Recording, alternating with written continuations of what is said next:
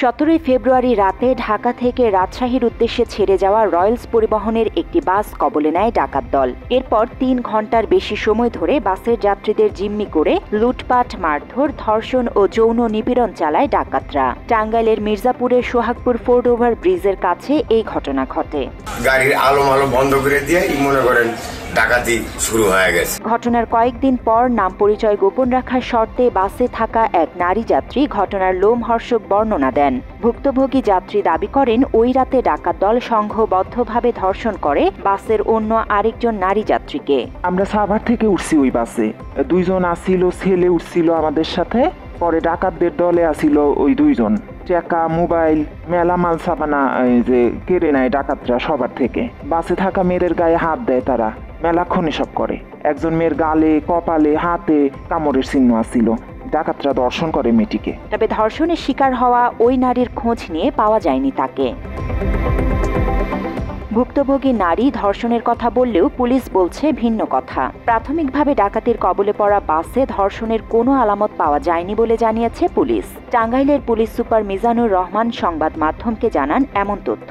হয়তো টাচে গিয়েছে এবং একটা পর্যায়ে হয়তো তাদের সাথে গিয়ে এই কাজগুলো করতে হয়েছে, সেটুকু আমরা জানতে পেরেছি প্রাথমিকভাবে। তো প্রাথমিকভাবে কোনো ধর্ষণের ঘটনা ঘটেনি, এরূপটি আমরা জানতে পেরেছি।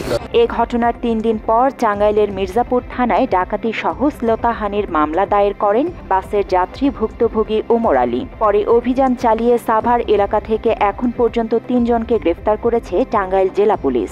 ইনফরমেশনগুলো নিয়েই কিন্তু আমাদের সেই সক্রিয় যে মহাসড়ক বাস ডাকাতির যে গ্যাংকে আমরা ধরতে সক্ষম হয়েছি। তবে ডাকাতির কয়েকদিন পর অভিযান শুরু করলেও কোন জেলার সীমানায় ঘটনা ঘটেছে এই প্রশ্নে প্রথমে মামলা নিয়ে ঠেলাঠেলি করেছে সংশ্লিষ্ট জেলাগুলোর পুলিশ প্রশাসন। যেদিন ডাকাতি হয়েছে তার পরদিন সকালে যাত্রীরা অভিযোগ করলেও মামলা নেয়নি নাটোরের বড়াইগ্রাম থানা পুলিশ। সীমানা জটিলতার কথা বলে মামলার প্রসঙ্গ তারা ঠেলে দেয় বাসটির চলার রুট টাঙ্গাইলের মির্জাপুর থানার দিকে।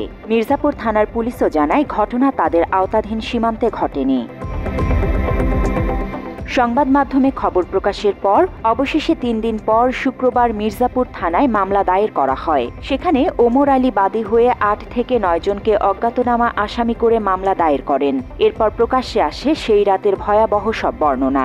সোহাগ নামের এক যাত্রী দাবি করেন ধর্ষণের শিকার হয়েছেন নারী যাত্রী। তুইলা পিছে নিয়ে যায়, আমাদের সামনে পিছে নিয়ে চলে যায় টানতে টানতে। ওই মহিলাকে পিছে নিয়ে যেয়ে তা আপনার 1-1.5 ঘন্টা লাগছে। আমরা খালি চিৎকার ছাড়া কিছু শুনতে পারিনি। মানে ধর্ষণ করা নিজের চোখে দেখিনি, কিন্তু ধর্ষণ না করলে কেউ এভাবে এরকম কিছু করবে না। টাঙ্গাইলের স্থানীয় ব্যবসায়ী মজনু আকন্দ ছিলেন ওই বাসে। তিনিও তুলে ধরেন ডাকাত দলের অমানবিক নির্যাতনের প্রসঙ্গ। আমরা যে চিল্লাচিল্লি গাড়ির ভেতর আনারা যা করতে বুঝছেন, মা বোনের যা মান সম্মানের ইজ্জতের যেরকম ধরনের করছে, ওনাদের চিল্লাতে আমরা থানায় গাড়ির ভেতরে মনে করেন আর কি বলবো, আমাদের কোনো ছিল না। এই ঘটনায় যাত্রীদের অভিযোগের ভিত্তিতে নাটোরের বড়াইগ্রাম থানা পুলিশ ফৌজদারি কার্যবিধির 54 ধারায় বাসের চালকের সহকারী ও সুপারভাইজারকে আটক করে। এরপর আদালতে পাঠানো হয় তাদের। তবে পরদিনই সেখান থেকে জামিনে মুক্তি পান তারা। এদিকে দায়িত্বে অবহেলার অভিযোগে প্রত্যাহার করা হয় বড়াইগ্রাম থানার ওসি সিরাজুল ইসলামকে। শুক্রবার রাতে প্রত্যাহার করে জেলা পুলিশ দপ্তরে সংযুক্ত করা হয়েছে তাকে। এছাড়া টাঙ্গাইলের মির্জাপুর থানার ডিউটি অফিসার আতিকুজ্জামানকেও সাময়িক বরখাস্ত করা হয়েছে এই ঘটনার জেরে। জান্নাতুল ফেরদৌস তমা, বাংলা এডিশন।